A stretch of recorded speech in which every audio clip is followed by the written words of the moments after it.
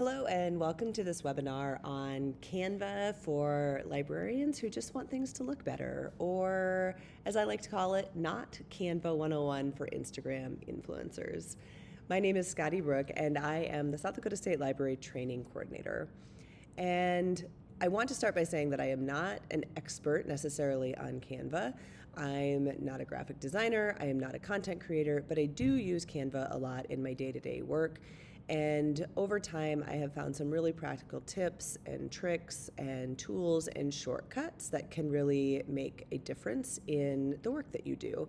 Because most of us aren't really trying to be like polished marketing campaigners. We're not trying to be Instagram influencers. We're creating things like flyers and guides and slides and social media posts.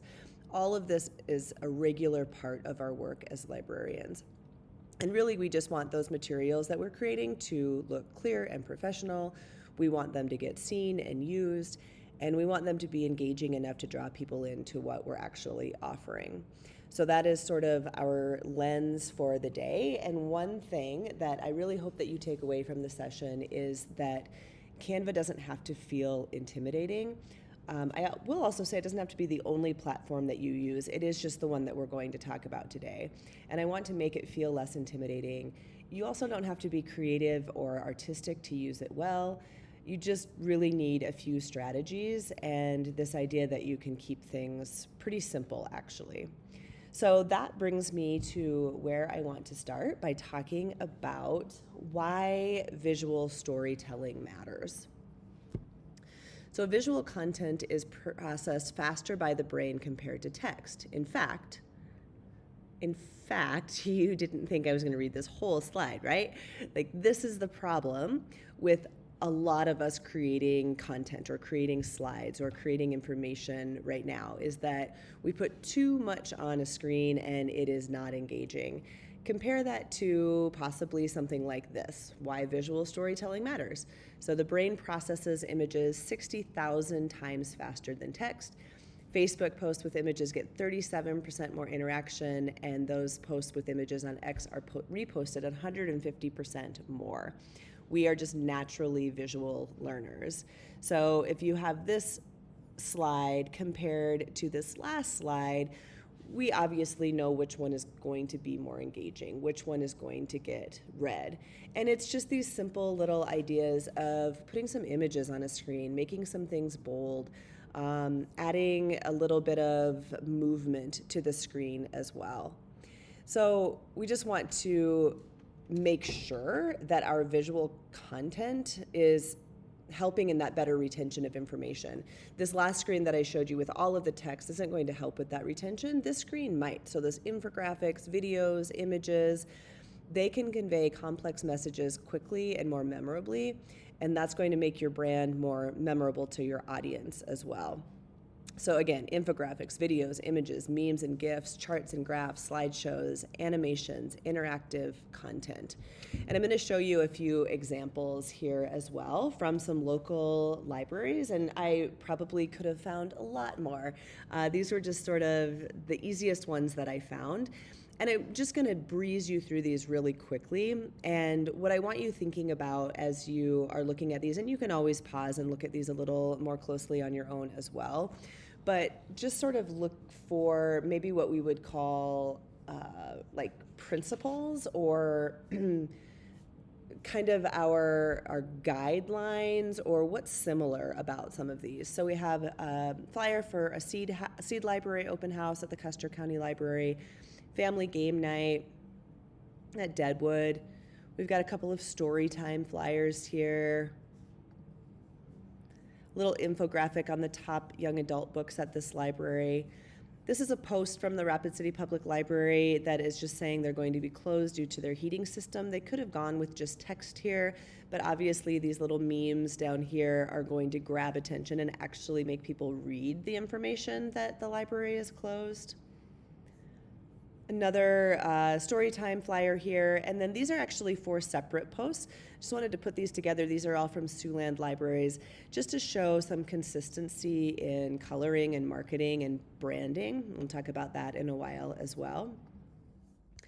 And so hopefully as you looked at those, and even if you want to kind of go back and look at those, you can see maybe some principles across these that make them work. I think a lot of these are focused on clarity over just decoration.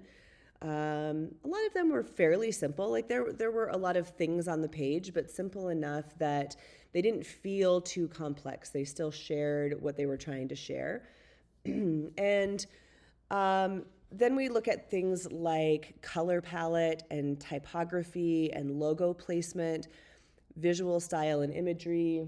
We have tone and voice, template usage, and you sort of saw that across the Siouxland libraries using a similar template, graphic elements and icons, and then brand-specific filters or effects. And so I'll just buzz back through these now that I've said some of those words.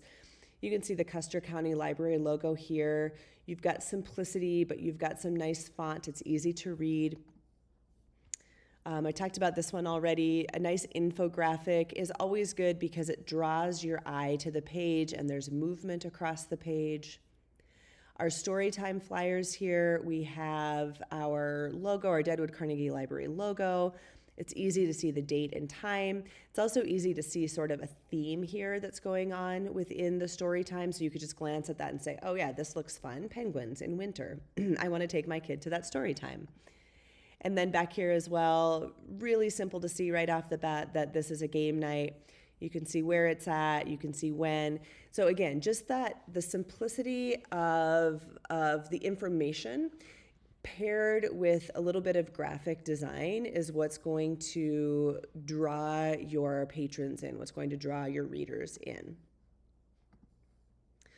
So if we're talking about all of these principles and how we want to maintain consistency to reinforce the brand identity of our library, so our color palette, typography, logo placement, visual style and imagery, tone and voice, graphic elements and icons, then I think the one platform that is really easy to use for that is Canva. So this is where, again, not being paid, obviously, by Canva for doing this. I just use it a lot, and I think it's a really good platform for those of us who are not graphic designers to be able to put together content that is usable and engaging. So why Canva? Most of us communicate a lot. We share complex information. We have really limited time, and we need some level of consistency. And Canva can help with all four of those things.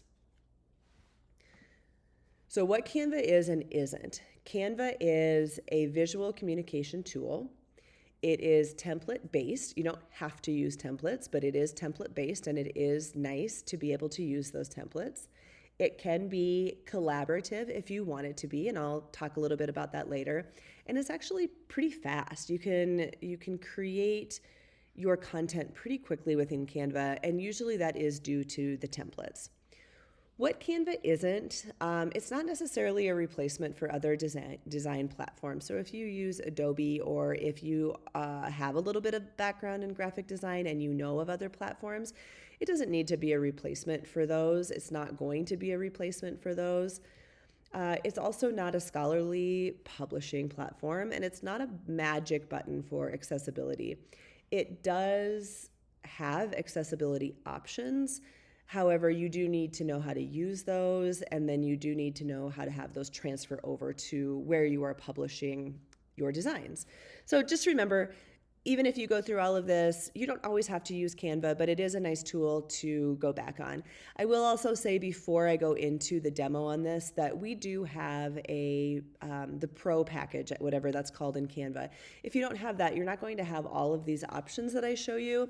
If you have the option to purchase that professional package, or premium package, I think it's called, I would highly recommend it. I think it gives you a lot more options, and it makes Canva a lot more usable as well. So if you have ever thought this information that I am creating is important, but no one reads it, then I think Canva might help you, because where it really shines, where it can really shine for you, is in the creation of one-page guides, instructional visuals, posters and flyers, internal documentation, and visual summaries. And I know something that I stress a lot in my school library courses that I teach is the importance of signage. Signage, signage, signage, all the signs that you can have in the library, because you may have the best organization system in the library. You may know where everything is. You may know all of your policies and procedures and everything about your library. But if you don't have signs to explain that to your patrons, then I don't really think any of that matters. So that is where Canva can really come into play here as well. And then I think, of course, we should be creating annual reports every year. That internal documentation, keeping track of what we do, even keeping track, we do a lot at the State Library of keeping track of our feedback and our stats from the training that we do. And Canva is a great help in putting that into chart and graph form and just really nice infographics to be able to show that information really easily. So we are just using it to create things that people will actually engage with, that people will actually read. So for grounding this in real library work, I just want to kind of give you a few more ideas.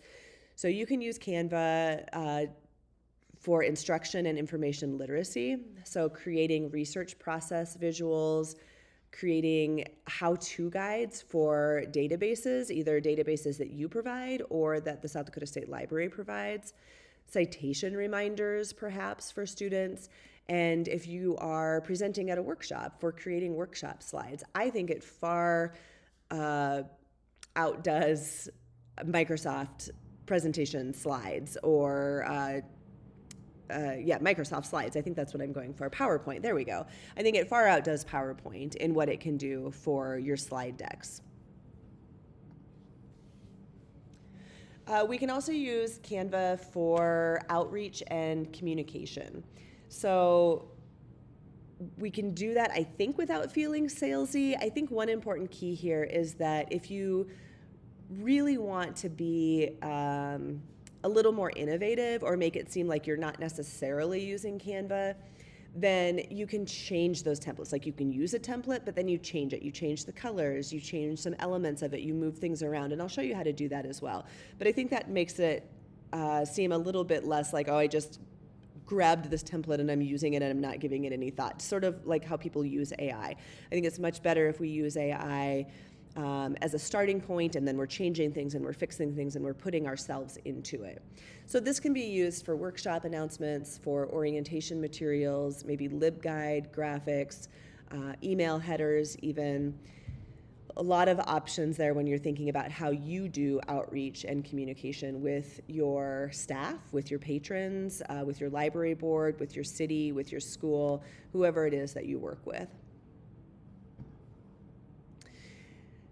Canva can also create things that you use for internal library work. So thinking about things like staff training slides, workflow diagrams, maybe strategic plan visuals, and then of course our annual report summaries as well. So you can see this annual report from the George McGovern Middle School Library in Sioux Falls. Just a nice way to visually see what they have going on in their library without having to read an entire page. We know that attention spans just are not there anymore, not only for children, but also adults. And so this is just an easier way for people to see sort of in a glance of what's happening in your library. And then finally, and this is sort of where we'll transition into more demo, but Canva has a lot of really great templates. And you can think about templates as almost thinking spaces. And what this is going to do for you is it's going to reduce design decisions. It's going to improve the consistency of your designs.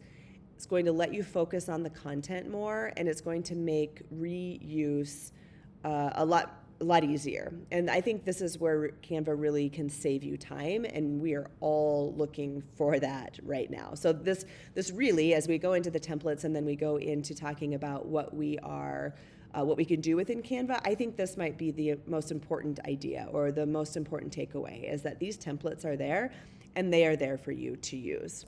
So we're gonna just jump into that right away. I'm gonna jump into a blank, actually I'm gonna go back out here to our Canva home.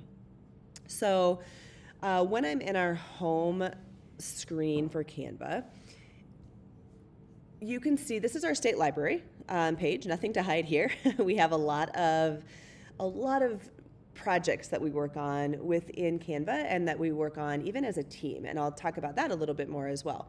But you can see here that I could say, I just want to create something. And if I click that create button, it gives me some options. Do you want to create a presentation, a flyer, a video, a whiteboard, maybe an Instagram post, etc. And I also have this menu along the left-hand side where I could just pick something similar. And once I pop into that, I can find templates within those sort of design ideas, right? So I could click on a presentation, and once I'm in the presentation, and I'll actually do that, I can go here and it has templates down here along the side for me to choose from. The other place, and I think this is maybe more beneficial, especially if you're just starting out, is to actually go down here to the side where it says templates, click on that, and you just have a lot more options on a bigger screen, easier to see here. So I can explore these templates. Maybe I know what I want to create, but I could also start to scroll down and see what they sort of have to offer me. And again, just kind of nicer because it's on the screen. Now, if I just hover my mouse over this, it's going to take me through the slides as well. And so that just gives me a little better preview. And I might say, well, I really liked the first slide, but I don't really like all these other ones. So I don't think that's going to be the template for me. You could also say, well, I really like that first one. I don't really like the busyness of all of these other ones. I could select this one. And then I could totally edit. I could revise this slide deck. I could take slides out. I could rearrange slides. I can make it my own from that point forward as well. But as you can see here, there's a lot of templates to choose from. And if I knew, let's say, that I just wanted to do a poster, I need to create a sign or a poster for my library, then I can click on poster and it brings me up all of these templates of posters for me to choose from. So I could scroll, I could find something that I thought was going to work for me just perfectly, and I could click on that and then go and start editing it. Could also say, man, I'm not really seeing what I want right away, and so I could do a search here for, I'll just do library. Let's see what comes up if I just do a search for library. Perfect. Now, all of these templates that show up for me have probably something to do with a library and might give me a better starting point for my design as well. I can also create a blank design, but I think, again, that sort of takes away this idea of using a template. So let's jump into a template here just so I can show you how easy it is to move things around or edit it or make it your own as well. So let's go to something pretty simple. We'll just go here to this one. So I say, yes, I want to customize this template. So I get in here and I think, this doesn't really, I like what it says. This is what I do need it to say, but I need it to match our colors better. I need it to be more branded to our library. So a couple of things here before I show you how you can just simply change colors. I will show you that in the premium version of Canva, you can add your brand designs. So you can see over here that we already have our logos in here. So we have a white logo, we have our colored logo, we have a black logo, we have a white logo on a black background. We have some different options. We also have our brand colors. So this is very, very easy for me just to go in and say, I need to drop our certain color into this design, and then the fonts that we use as well. You can add more in here if you have photos, graphics, icons, anything that is a part of your brand, that can become a part of your brand template or a part of your brand kit. I will show you, it's also then, once your brand is in there, it's really easy once I want to start changing a design. Let's say this blue color is not going to match our design. I want to change that, and you can see that that color is up here. So when I click on that, it brings up our menu on the left-hand side that gives me all of these colors that I can choose from to replace this kind of bluish gray color. And you can see right here that our SDSL DOE branding is already here because we've added that. Now, if you don't have the premium version, I think you can still probably figure out a way to sort of work this and maybe write down the brand, the numbers of the brand colors. You can see when I hover over a color that it gives the number. And so you could always maybe write that down and then always be able to go back to that if you don't have this premium option. Since we do, I am going to show you how that works. So I'm going to click on this color from our branding for this outer edge. And then I can do the same thing here with possibly our text. If this is actually an image, I might not be able, nope, I can do that. So there's our font color. And again, I can say, well, I want that to match the background. And so this is starting to look a little bit more like our colors.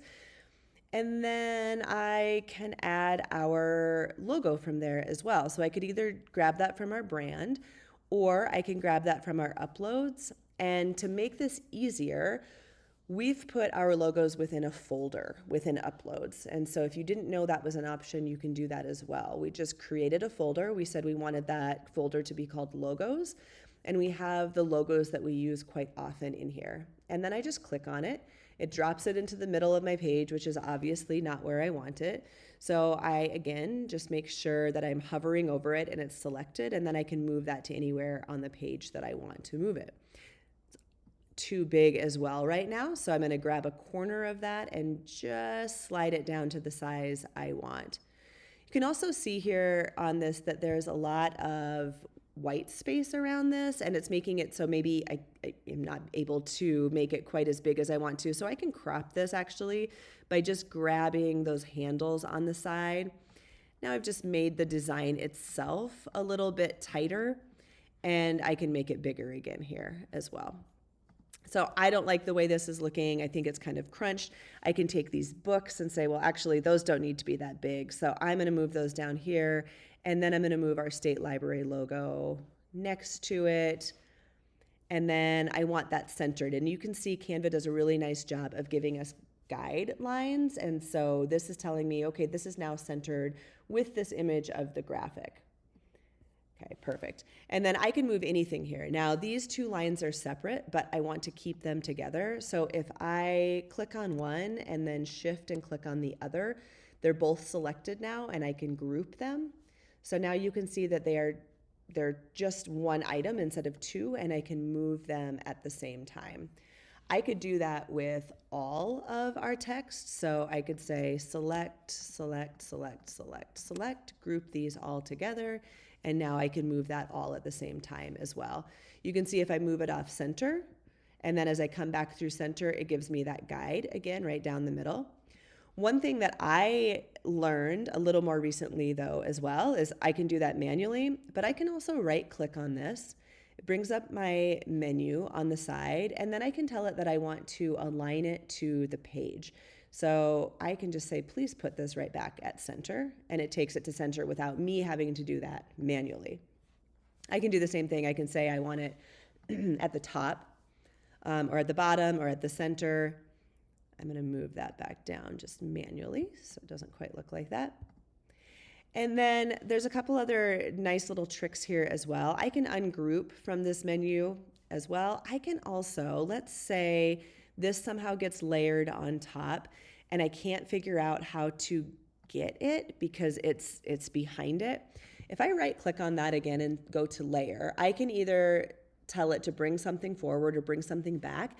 But I could also show my layers over here on the left-hand side. And now if I select what's underneath here, you can see that it selected it on my page, and now I can actually move that. I can also move things around here. So right now, this is telling me the order that things are layered in on my page. And I can say that I actually want this to be layered on top. So now if I move this down, and it's kind of hard to tell, but if I move this down, this is still actually on top of that layer, which is not something we'd want to be doing on this design, but it does come in handy when we're actually working with images more in our designs. So just remember that you can pull this layers menu up on the side by right-clicking any object on your screen and then going to layers and show layers. And that's just a super handy tool to have when you can't figure out how to get something selected on your screen. So basic ideas there as far as how to change a template to be a little more in line with your design or with your brand. And now I'm just going to go to a blank design here. So this is like a presentation design, just so I can show you a lot of different ideas for things that you can do, ways that you can design in Canva that you may or may not already know. Some may seem sort of elementary, I would say, and you may know how to do these, but I'm hoping that I can give you some ideas for a little more like technical design ideas as well. So just starting with this blank presentation template, I don't have any idea what we're going to create, but we're just going to start adding things to this design. So the first thing I'll show you is that if we kind of go down the line here, we had our templates. We're not going to work from a template for this. We're just going to work from scratch. So if I go to elements, you can see that there are a lot of categories of elements. We have shapes, we have graphics and photos and videos, we have animations and audio. We have all of these things that we can choose from. We can also tell it exactly what we're looking for. So let's say, because we work in libraries, that we are trying to create some sort of library design. When I type in library, I still get all of these categories. So I can get graphics that are graphics, I can get graphics that are photos, and I can also get videos. If I know sort of what I'm going for, then I can look at all of the designs or all of the graphics within that idea, I guess. And so let's say I know I want a graphic, I don't want a photo. So I have all of these options for just library. I could obviously get way more specific here as well. But I think what I'll do is I'm going to pick this little library graphic right here. So drops it into the middle of the page. Again, I can drag it over to wherever I want it. I can grab a corner. I can resize it to whatever size I want as well. And then I can recolor it too. So up here at the top, it shows you the two colors that are involved in this design. So I can say, well, I want this to be more like our brand colors for the South Dakota State Library. So I'm on the blue up here, which means I'm changing that, and I want to change it to this red color. And then I also want to change this sort of greenish aqua color, and I'm going to change that to black for right now. Now, this is a great time for me to say that this probably wouldn't be very accessible. This dark red on this black color, probably not the best design choice for me. We're gonna leave it for right now, but just keep that in mind. If this is hard to read for you, it's going to be even harder to read for somebody who has a visual impairment.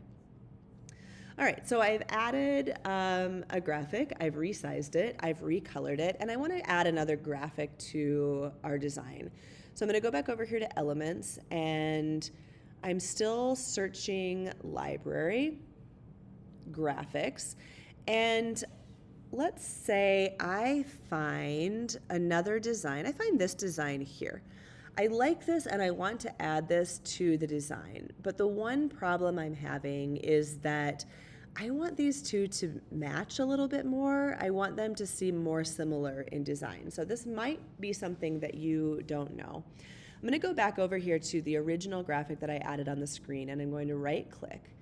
And I'm going to say copy style. So I'm going to copy the art style, and then I'm going to paste it over here onto this graphic. And we're going to give that a second to load.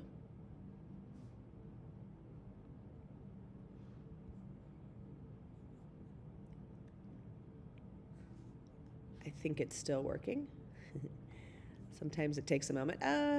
Okay, that's pretty good. Now I'm going to show you the difference here. So that obviously changed our design. It's not exactly what I want. I'm going to go back over here. Actually, this is a great point too. So, okay, perfect. I experimented, right? This is not what I wanted. I don't have to just delete this whole thing and start over.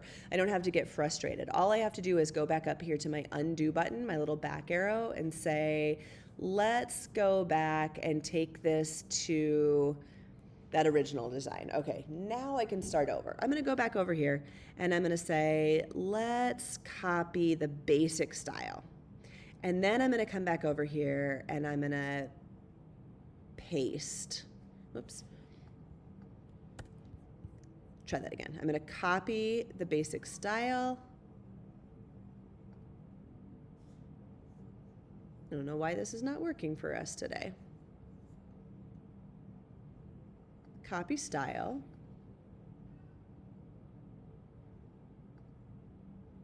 Okay, let's see if it goes now.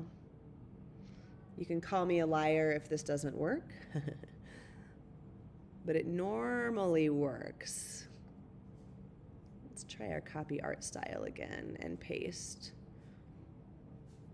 It might be because of the black in my design too that's throwing that a little bit off. And so if this doesn't work again, I'm gonna go back, and this is the great thing about Canva is that, again, you can just undo, undo, undo until you hopefully get what you want. Yeah, so it's okay. I don't like it, I think, because of the black. And so I am gonna go back. I'm gonna go back over here to our original design. I'm gonna say, I don't like this black color here. I am gonna change that to white. So now this is our design. I am going to copy the art style there and paste it over here onto our bookshelf, and we're going to see if that looks any better. I apologize if you can hear my cat. So again, just taking a moment, but what this should do now is take, yeah, there we go. So it's going to take that image that we liked, but we wanted that style to match up better, and it's going to copy the art style from here over to here. So perfect. Now we have two images on our screen that that match a little bit better, and we could start to work with that design. So I think that gives you the basic idea. I could do that again. I could add another. Let's see what it does with this one. If I put this one in here because I want to add this one to our design as well, and I'm going to say copy art style, change it over. Again, giving that a second. As that works, I can move things around. I can play with things on my screen. Even as it's working, you can see the little progress bar on the bottom. I can move things. And I'm going to show you here in a moment. There we go. So we just matched up the style of that graphic with our other graphics on our page as well. I think that's a super cool tool to be able to use. And then, like I was just starting to say, I'm going to show you some other things up here in a moment as well. But that's the basic idea. Now I'm going to delete these, and just another little trick here to delete, if you want to delete quickly, I can just sort of drag across my entire screen and select all three, and then just hit delete there as well. So I'm going to go back here. We're in our elements, and I, again, am going to do our search for library, but this time I'm going to do a photo search. I want this to be a little bit more realistic. So you can see I have all of these options for pictures of libraries, pictures of books, pictures of librarians probably. So I'm just going to pop one in. So now we have a photo in here. And several things I want to show you when you are working with photos within Canva.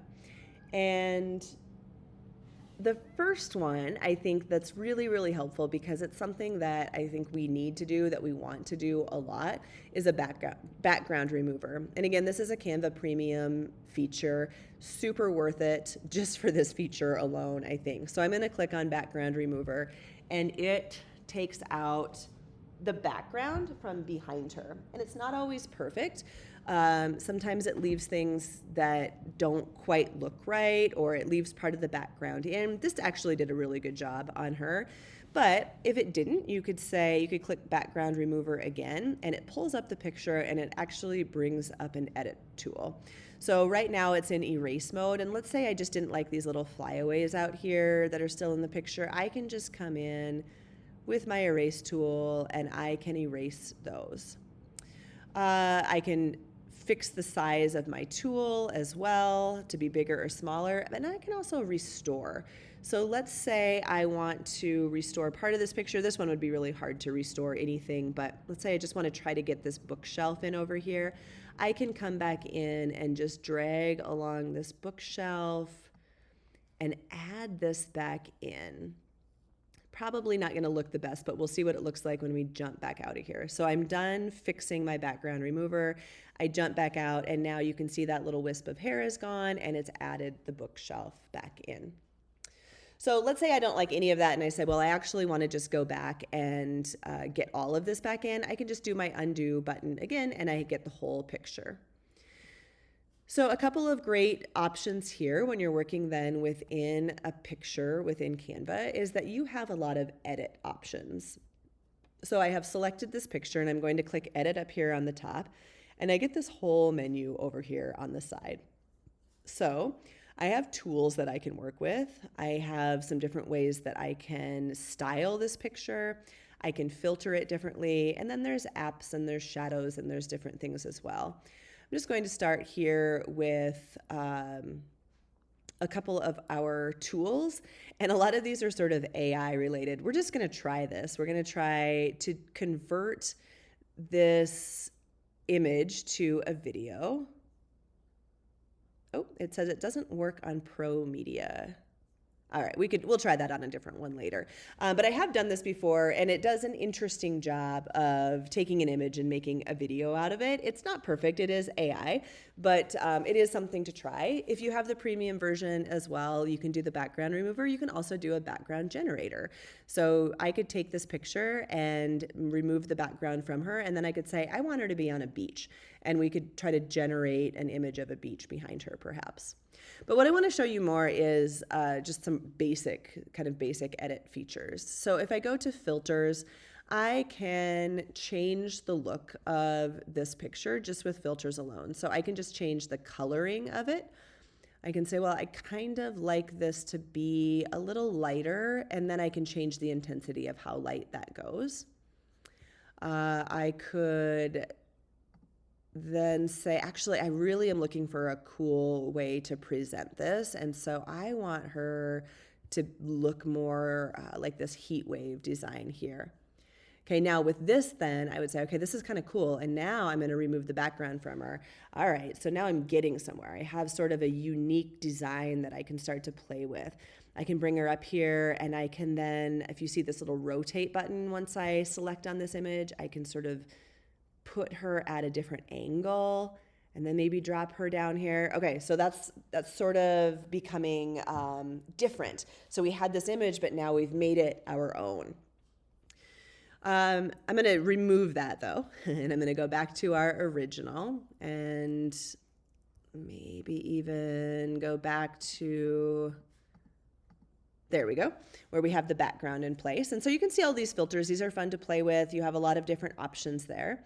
You also have a style match. So let me jump into style, and I can change her here as well. So I can say, I want it to look like this image was sketched. So I'm going to click on etching. I guess I did etch and not sketch, but that's fine. We'll do etching instead. It'll take a second. You can see our progress bar, and it's going to change the entire style of this photo. And there we go, super cool. So now you could make your design to match this idea instead of just the photo. I can back out of that, and you can see all of the other options here as well. It's going to do the same thing if I click on any of those. There's apps that you can play with as well. Those are sometimes interesting. Sometimes those go into some paid versions or some different versions, and that gets a little bit iffy as well, but feel free to experiment with those.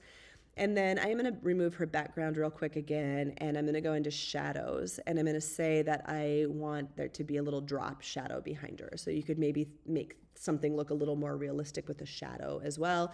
You can change how much shadow, how much it's blurred, where the angle is, how far you want that shadow to go out from her. So that's sort of a fun idea as well. Back her out all the way back to here, and just a couple other things from the top. So I have this image. I'm going to get it to the center of my page. I could say that I actually want her to be facing the opposite direction for whatever reason. So if I go up to flip, I can flip it horizontal. I could flip her upside down if I really wanted to. I can crop this image. So you can see over here, I could do a free form crop, original. I have a lot of other options there as well. I can also play with the transparency of this image. So right now it's at 100%, but I can say, well, I really want to put this in the background of whatever I'm doing, and I need whatever is in the foreground to stand out. So I can make that transparency more, and now you can see that's a lot lighter, and I could add some text over the top of that. I can also animate this. So I could say if I was doing like a presentation and I wanted this image to come in, I have all of these options for how that would come onto my screen. It could appear on a click, or it just appears when my screen opens to that as well. So a lot of options in Animate. All right, so for right now, I'm going to leave that image right where it is, and we are going to add some text. So just going down this line. If I click on text on that left-hand menu, I get a few options here as well. So I can add a text box right from the top. And then I also have all of these font combination, almost like font templates that I could use. So I could start going through this and say, okay, is there something that matches the mood of what I'm trying to create? And let's say it's this for now. So I'm going to move her. I'm actually going to drag her bigger. So she's filling up the whole screen. And remember, she's transparent a little bit. So I'm going to keep moving her until I get her into that position that I want. So we're there. And then I'm going to move our text over to the side. I'm going to resize a little bit so you can see her reading. Okay, and we have our font. Now this is obviously not what we want it to say. It's not what, it's not the colors that we want probably. So this is all customizable as well. So I am on the font and I can click on the text color up here. You can see the colors that are included, and then we have all of our font options. So I'm trying to do this for the South Dakota State Library. I want to change part of my font to our brand colors. So I changed our colors, and now, oh geez, where's this purple coming from? What do I do about that? What you can see up here is that there are font effects in place. So if I click on either one of these words, my menu up here changes a little bit, and because this has this little purple highlight around it, I know that there are effects in place. So when I click on effects, we can go over here and we see a couple things are happening. We have a curve effect going on, so I can change this. It's at 41 right now. I can change that to be more or less. I'm going to take it right back to that 41. And then you can see that the other one that's happening is an outline. It's selected, so you can see outline. The thickness of that is 125. Again, I can change that to be more or less. I'll take it back right where it was. And that outline right now is purple. We don't like that color purple with our brand. So I'm going to click on that color, and it brings up our color choices. And I'm going to say that I just want that to be white. So we're going to go with a white outline. And we changed it for one. We now need to change it for the other as well. Okay. And it still says super kawaii, I think. So we're going to change that to SD, highlight that, SDSL library. When I click off that, it takes it back to the effects that we want it to have. But you can see because my words were bigger, it made this a little bit bigger. So I need to resize that again to get it onto my screen. So now I have our South Dakota State Library text and our colors, and it's overlaying this image that I have made transparent, and I have resized as well. So that's how you can add sort of these custom boxes, but we can also just say, I want to add a text box. So when I clicked Add Text Box, it automatically took it to the font that we have up here in this, because this was the last font that we used. I don't want to use that font for this text that I'm creating. So if I'm in that box, I can click up here on our font box, and I have all of these options down here to choose from.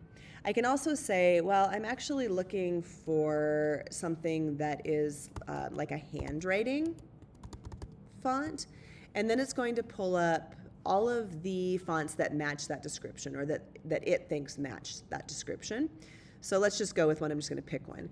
Now, I don't like this because it's all in capital letters. You can change that as well. So it's automatically there because this one was automatically there. Up here at the top, you have this little a and uppercase A.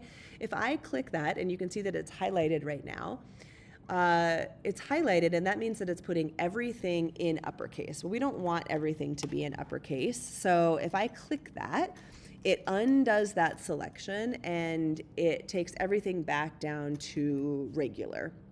So now we have our paragraph text here.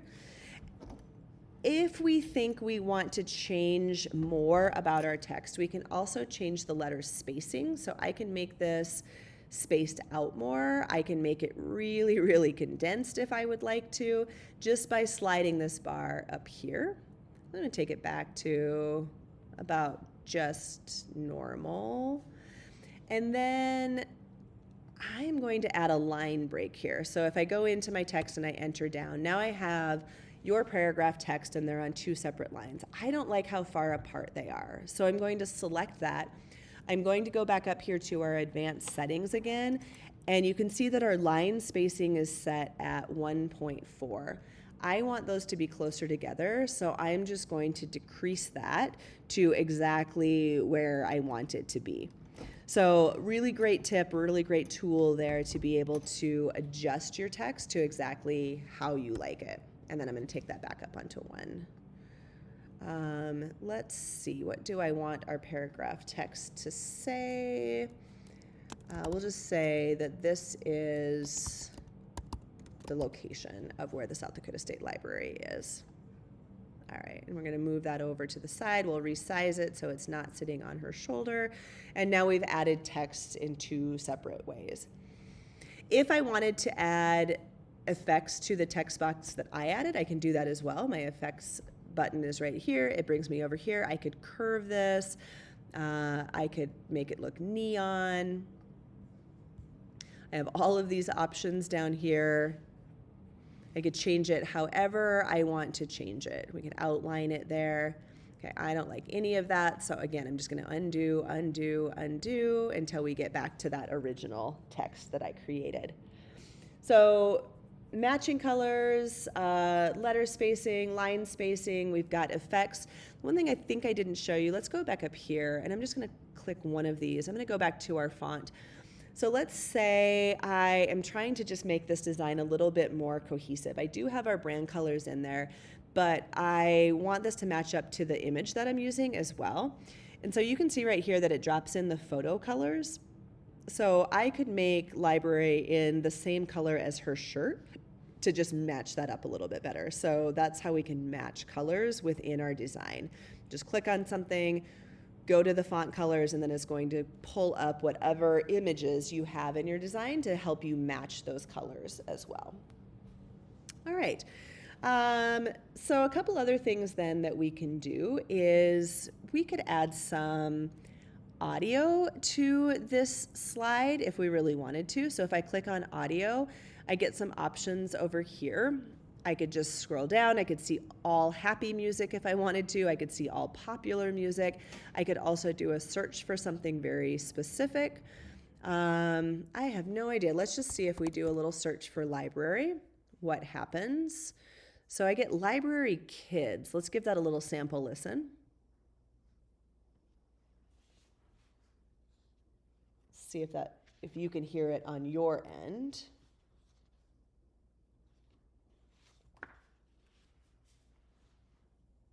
It takes a minute to load sometimes.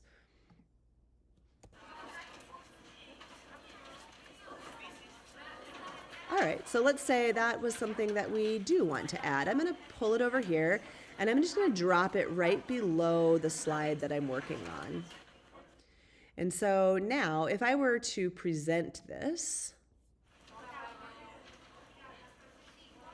we have our audio in the background. Okay, so we can add audio. We can add video as well. So if I jump over here to our side menu again, we have video. So you can record yourself. You can search videos. You can also embed videos right from YouTube and other places. So let's say, and this design is going to get really funky. It's not anything that we're going for, right? But we're going to make her smaller again so that we can add more to the page. And we want to add a video that has something to do with libraries. So we're just going to add this little 10-second video over here. I can resize that video as well. And then we have a video within our clip. So easy as that, super easy to find videos. Canva seems to have a lot of options for what you can find as well. I'm going to delete both of those right now and show you that you can also add backgrounds. So let's say I just wanted a really simple design here. Sticking with our library theme, let's see if they have any library backgrounds. They do not. Let's try books. Nope. So I'm just gonna scroll and say I really like just this idea of having a gradient. So I drop it onto my screen and it pulls right into a background. Now, if I don't like it there anymore, you can see, like I can't select it because it's attached itself to the background. So I'm gonna right click on that and I'm going to say delete background. And now it's out of there. So I could pop in another one. I like this abstract version. Okay, nope, I actually don't like it, so I'm going to delete that. So you have a lot of options. You can just kind of start to go through these backgrounds as well, and it'll just pull it right into the entire background of your page. So I'm going to leave that blank for now so that I can show you what I think is a super important tool. And that is being able to add charts and graphs if you are working on infographics for maybe annual reports or feedback and stats from a training that you did or a story time that you did or a program that you did. And there's a couple of ways to do it, but I'll just show you from here first. Over here below background on our side menu, I have a little button for charts. And so you can see when I get here, I have bar charts and line charts and pie and donut charts and area charts. I have a lot of charts to choose from. Bar charts and pie charts are probably the ones that we use the most. So I'm going to drop a pie chart in here. And I'm going to move it over so that we can see it more clearly. Now, a couple of things right away that I don't like. I don't like the colors because they don't match our brand. You can see up here, though, that we can change those colors. So if I click on this blue color, I say that's actually the one that I want to be this red that matches our brand. And then this purple, that's not good as well. So let's just do that one in this darker red. And then I don't mind these two orange colors, orange and yellow. So I'm going to leave those, but I could change them as well. And then the other thing that I think is really hard here to see is the font. And so when I click on edit up here, you can see first that you can edit the information within your pie chart. But if I go here to customize, this is where I can say, I'm going to change the font on that, the text on that. I'm going to add some legends here first. I think this is where I can do this. Is it not? Oh, here it is. Sorry about that. So up here at the top, you can see that it's this Modak font still, and I don't really like that. I also, because I did a handwriting search last time, still have handwriting pulled up. That's not going to work well for this either. So I'm going to exit out, and I am just looking for a font that's really nice and clean. So let's say I'm going to change it to Telegraph. It changes all of my fonts within and around that pie chart to that easy to read font. And I can also change the size of that if I need to. Of course, then I would need to resize, so just be mindful of that. And I can change the color of my font. For now, I'm going to leave that as black. So if I click back on the pie chart again and click edit, I'm going to go to our data. I can change what we're representing. So a lot of times, you all know from doing our feedback surveys, is that we ask you if you agree or disagree with a statement. So I'm going to change this to strongly agree,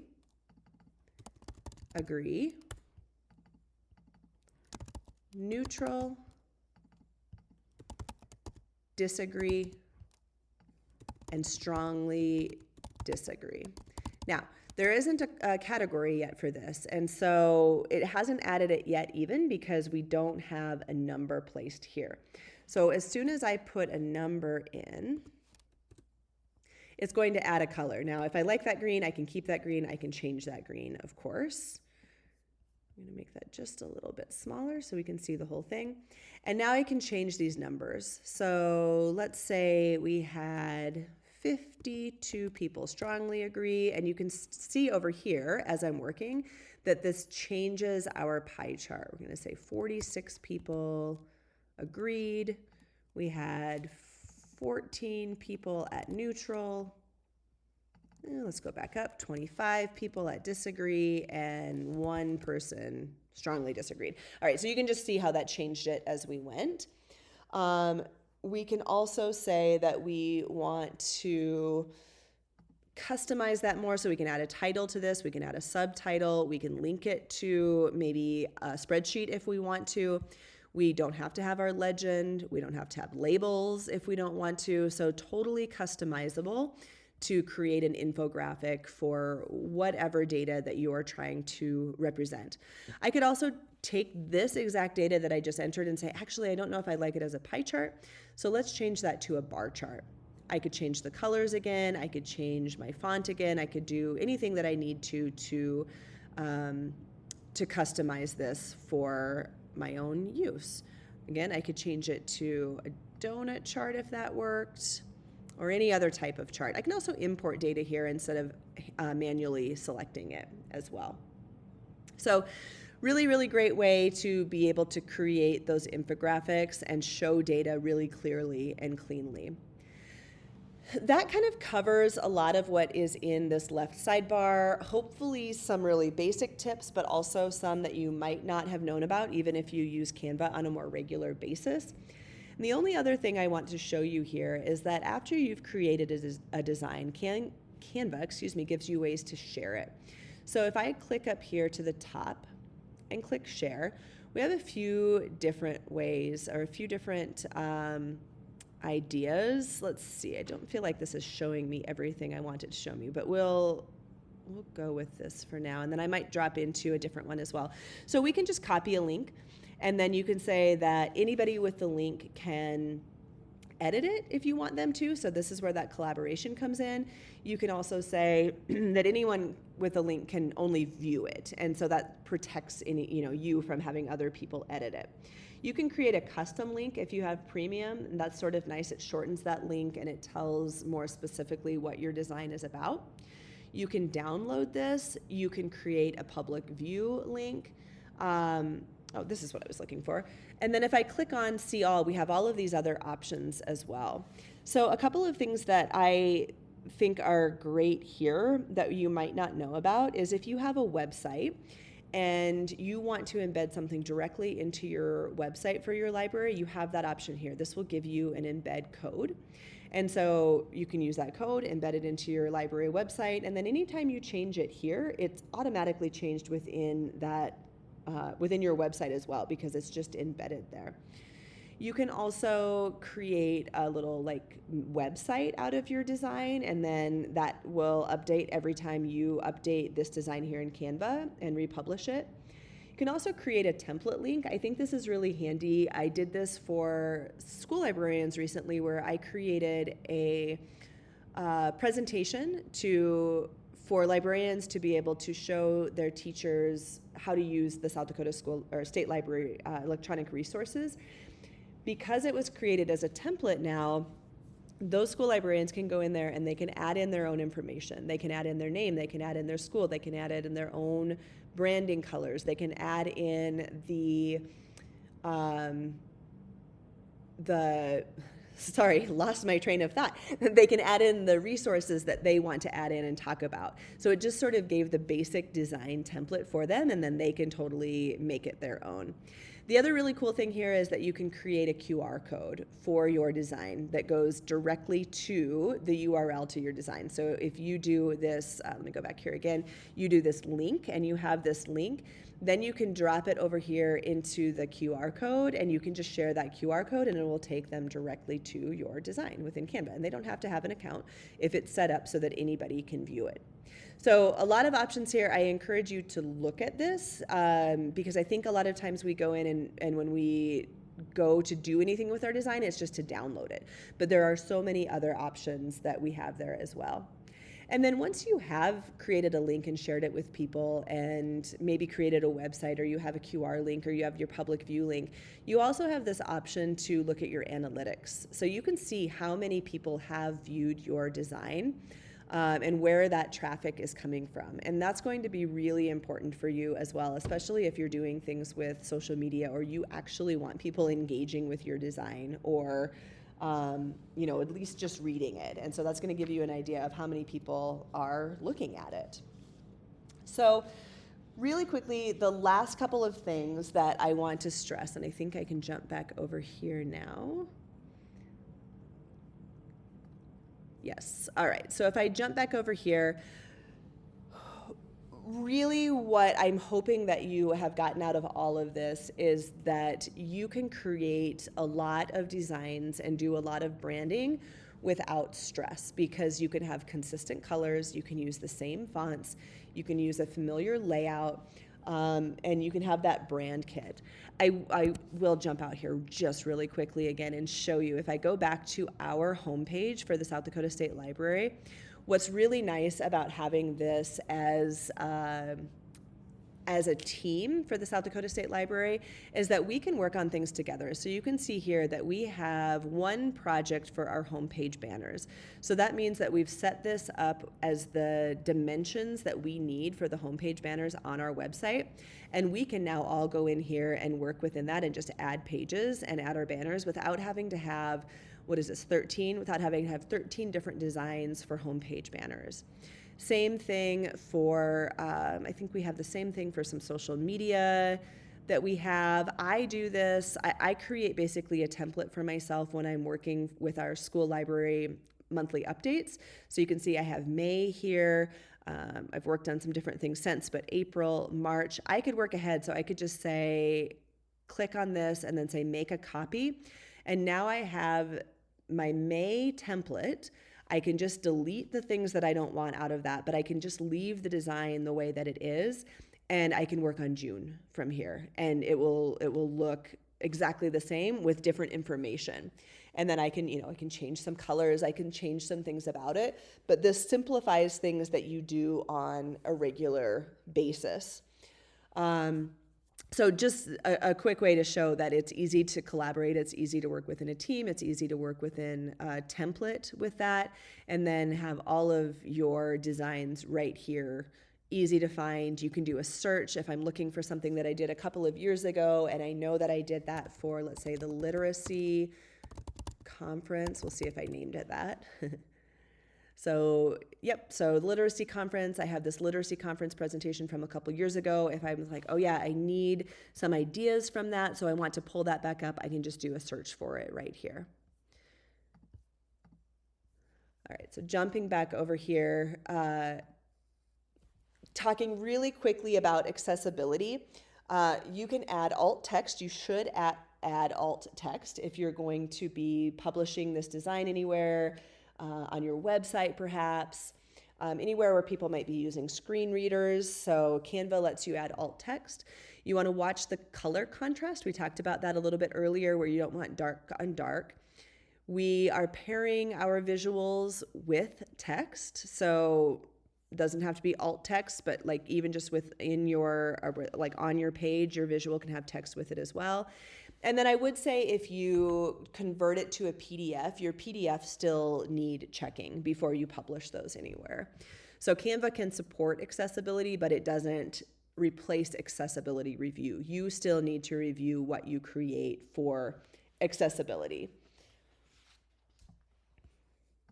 Couple of common pitfalls, just things that trip people up, things that we want to try to avoid a little bit as we work within Canva. Adding too much text. If we go back to the very beginning of this presentation when I started reading that slide about why visual storytelling matters, that's what we don't want to do. We also don't want to play with too many fonts all at one time, and so creating those brand fonts I think can be really important, or just not having too many on one design I think is, too many on one design can be overwhelming, so just keeping it really simple. Also trying not to over decorate. It can be easy once we get within Canva to be like, oh wow, we have all of these options and we can just add and add and add and add. We need to simplify a little bit so that our message is the thing that stands out, so that we have this purpose. So if you can avoid these things as you start working within Canva, I think you're already ahead of the game. I'm not going to read through all of this, but this is just for you if you are doing anything with social media. If you're sharing graphics online, just be aware that different platforms prefer different sizes and formats. So you don't need to memorize all this, just know that it exists and that Canva often builds it for you, but you can change those for yourself as well. So maybe screenshot this or just keep this information for yourself if you are working within social media. And my biggest suggestion to you is that you just start small and experiment. So maybe you start with a reoccurring workshop slide or a research handout, a flyer that you make every semester, an internal guide for your library, signage that you need to put up within your library, and then just start to build from there. I have some more advanced techniques if you click on this, and I will send that out to anybody who wants it as well, along with this slide deck. And then if you have any questions, of course, I am always available. I might not know the answers, but I will help if I can. And then I think just like YouTubing and Googling Canva has been really, really beneficial for me to understand the capabilities within Canva. TikTok has some great Canva videos as well. And there's really, like, I think the sky is the limit. I don't think that you can necessarily do anything wrong. Like I said, it's all about practice, it's all about experimentation, and it's all about just finding what works for you when you are trying to create the most engaging designs for your library that serve a purpose. So I hope you got something out of this today. I will include my contact information and any supplemental material along with this for you. And like I said, if you have any questions, please feel free to reach out.